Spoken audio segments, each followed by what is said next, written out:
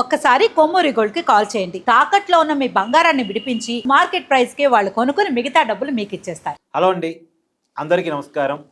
ఆంధ్రప్రదేశ్ శీతాకాల అసెంబ్లీ సమావేశాలు, ఇంకా కరెక్ట్గా చెప్పాలంటే బడ్జెట్ సమావేశాలు స్టార్ట్ కాబోతూ ఉన్నాయి. ఈ బడ్జెట్ సమావేశాలకి వైసీపీ ఎమ్మెల్యేలు హాజరు కాబోతున్నారా, గవర్నర్ గారి ప్రసంగానికి అయితే హాజరు కాబోతున్నారు అనేది వస్తున్న సమాచారం. గతంలో కూడా గవర్నర్ ప్రసంగానికి హాజరయ్యి తమ నిరసన చెప్పి వెళ్ళిపోయారు.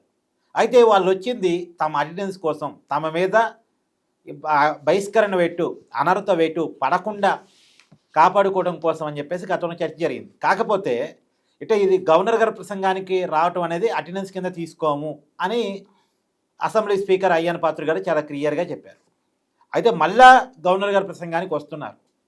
వచ్చినంత మాత్రాన వాళ్ళ అటెండెన్స్ పరిగణలో తీసుకుంటారా, తీసుకోమని గతంలో స్పీకర్ గారు చెప్పారు కాబట్టి బడ్జెట్ సమావేశాల్లో కూడా పాల్గొంటారా, ఒక్కరోజైనా పాల్గొనే అవకాశం ఉందా, మాట్లాడుకునేటువంటి ప్రయత్నం చేద్దాం. నాతో ఉన్నారు ప్రముఖ సామాజిక రాజకీయ విశ్లేషకులు అంకమరావు గారు.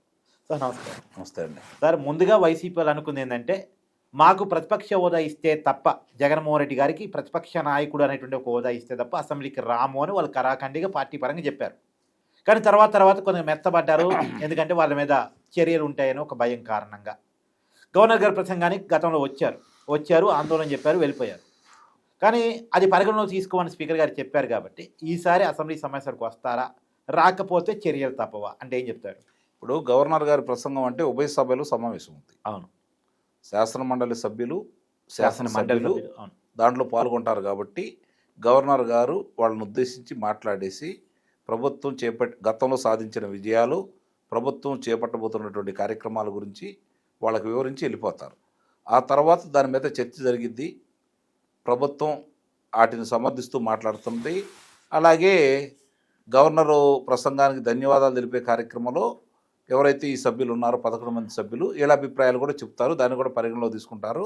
అందులో వాస్తవాలుని ఉన్నా లేకపోయినా ప్రభుత్వాన్ని విమర్శించే కార్యక్రమాలే ప్రతిపక్షాలు ఈరోజు ఇక్కడే కాదు అన్ని చోట్ల చేస్తున్నాయి కాబట్టి దాని మీద చర్చ అయితే ఉంటుంది. ఇక్కడ గమనించుకోవాల్సింది ఏంటంటే 11వ తారీఖు 11 గంటలకి 11 మంది వస్తారా రారా?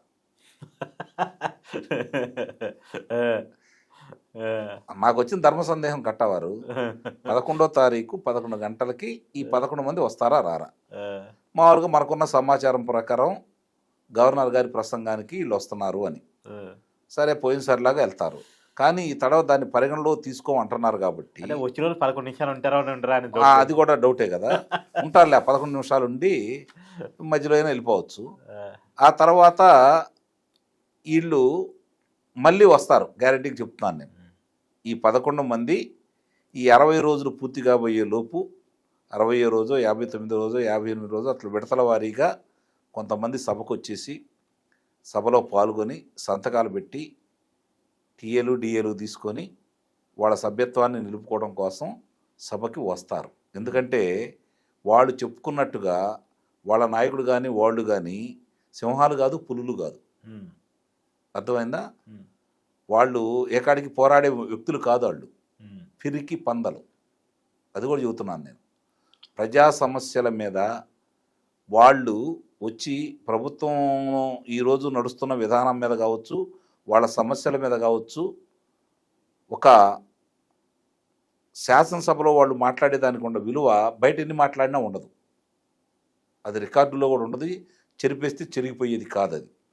మరి అలాంటి దాన్ని కూడా వాళ్ళు అమలు చేసుకోలేక ఈరోజు నాయకుడి కోసం రేపు పొద్దున శాసనసభత్వం రద్దు అయిపోయింది కట్టవారు. ఒక 60 రోజులు వెళ్ళకపోతే వీళ్ళు సీరియస్గా తీసుకుంటే రద్దు అయిపోయింది. రేపు పొద్దున ఉప ఎన్నికలు వస్తాయి. ఏ అంశం మీద వెళ్తారు వీళ్ళు? ఉప ఎన్నికలకు వెళ్తే ప్రజల దగ్గరికి వెళ్ళి ఏ అంశం గురించి చర్చిస్తారు వీళ్ళు? ఏ అంశం గురించి చెప్పుకుంటారు? మేము పలానా సమస్యల మీద, మీ సమస్యల మీద, రాష్ట్ర సమస్యల మీద, ప్రభుత్వం చేస్తున్న తప్పుల మీద నిలదీస్తే మమ్మల్ని సభ్యత్వం రద్దు చేశారు కాబట్టి మళ్ళీ ప్రశ్నిస్తాం, మాకు ఓటేయండి అని అడగాల ఎవరైనా సరే. కానీ ఇప్పుడు వీళ్ళు ఎవరు పరిగణలో తీసుకోవట్లేదు కదా. మా నాయకుడికి ప్రతిపక్ష నేతగా గుర్తించలేదు, దాన్ని ఇవ్వటం లేదు కాబట్టి మేము సభకి వెళ్ళటం లేదు అని చెప్పారనుకోండి, ప్రజలు ఏమడుగుతారు? ఇప్పుడు ఇచ్చినా కూడా అదే 11 కదా, మళ్ళీ రాదు కదా, మీరు సభకి వెళ్ళి మాత్రం ఉపయోగం ఏంది, మీకు ఎందుకు ఓట్లు వేయాలని అడిగారు అనుకోండి, సమాధానం ఏమైనా ఉంటుంది అక్కడ? ఉండదు కదా. అసెంబ్లీకి పోని వాళ్ళకి అసెంబ్లీ ఓటు ఎందుకు అంటే ఎందుకు వేయాలని అడుగుతారు. అడుగుతారు, జనం ఖచ్చితంగా అడుగుతారు. కాబట్టి అందుకనే అంత ధైర్యం చేసేవాళ్ళు కానీ పోరాటం చేసేవాళ్ళు కానీ వీళ్ళలో ఈ 11 మందిలో మచ్చుకు ఒక్కళ్ళు కూడా లేరు. కాబట్టి 60 రోజుల్లోపు నిస్సందేహంగా వెళ్తారు, సంతకాలు పెడతారు, టీఏలు డిఏలు తీసుకుంటారు, వాళ్ళ సభ్యత్వాన్ని నిలుపుకుంటారు. ఇక్కడ ప్రభుత్వాలు కూడా 5 సంవత్సరాల మొత్తం మీద కూడా 60 రోజులు సరిగ్గా సమావేశాలు జరపని పరిస్థితి కొన్ని రాష్ట్రాల్లో ఉంది. ఇప్పుడు మన రాష్ట్రంలో 2వ సంవత్సరం గడిచిపోయి 3వ సంవత్సరంలో కానీ ఇది పూర్తయ్యే పరిస్థితులు కనపట్టలేదు. అంటే ప్రజా సమస్యల గురించి చట్టాలు తయారు చేసే దాని గురించి శాసనసభ్యులు 365 రోజుల్లో 60 రోజులు కూడా ప్రభుత్వం నలపట్లేదు అంటే దీని గురించి కూడా ఈరోజు ప్రజలు ప్రశ్నించాలి అందరం కూడా. అంటే ఇంకా దీని గురించి చట్టాలు తయారు చేయడానికే కదా శాసనసభ కావచ్చు, లోక్సభ కావచ్చు ఉంది.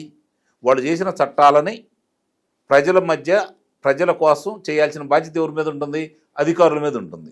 అధికారులను పర్యవేక్షించాల్సింది ఎవరు? ఈ శాసనసభ్యులు, ఈ మంత్రులు, ఈ ముఖ్యమంత్రి గారే కదా. అంటే ఇక్కడ ప్రజా సమస్యల కంటే కూడా వ్యక్తిగతంగాను పార్టీలను విమర్శించడానికి మాత్రమే ఈ శాసనసభను ఉపయోగించుకుంటున్నారే తప్ప ప్రజా సమస్యల మీద వీళ్ళకి స్పందన అయితే లేదనేది స్పష్టంగా మనకు అర్థమైపోతూ ఉంది. దాన్ని మన అయ్యన్న పాత్రుడు గారు కూడా అడ్రస్ చేశారు, రఘురామకృష్ణరాజు గారు కూడా. వీలైనంత ఎక్కువ రోజులు సంవత్సరంలో శాసనసభను జరపాలని చెప్పిన వాళ్ళు కోరికగా ఉంది. అది గనక చేస్తూ ఉంటే నిస్సందేహంగా ఒక సంవత్సరం తర్వాత ఈ 60 రోజులు, ఒక సంవత్సరం 60 రోజులు కనుక పూర్తి చేసుకోగలిగితే చాలా వాటికి ప్రజలకు కూడా తెలుస్తూ ఉంటాయి. బయట చెప్పేదానికి అక్కడ చెప్పేదానికి తేడా ఉంటుంది. కాబట్టి ప్రజలకు కూడా అవగాహన వస్తుంది. ఎవరు దీంట్లో పాల్పంచుకుంటున్నారు, ఎవరు మన సమస్యల గురించి అడుగుతున్నారు, ఎవరు మన సమస్యల పరిష్కార మార్గం చూపే విధంగా సభలో సూచనలు ఇస్తున్నారు, వాళ్ళు లేవనెత్తిన వాళ్ళు ఈ సమస్య పరిష్కారం అయిందని చెప్పని ప్రజలు కూడా చర్చించుకునే అవకాశం ఉంటుంది. కాబట్టి మీరు ఇందాక అన్నట్టు 11వ తారీఖు 11 గంటలకి వీళ్ళు 11 నిమిషాలైనా ఉంటారా లేదా అనేది మనం రేపు జరిగే సమావేశాల్లో నాకైతే నమ్మకం లేదు. దండం పెట్టి గవర్నర్ గారి ప్రసంగం అయిపోయే లోపే వీళ్ళు బయటికి వెళ్ళిపోతారు అని అయితే నేను భావిస్తున్నాను. సరే సార్, రేపు 11 గంటలకి వీడియో చేద్దాం. ఓకే.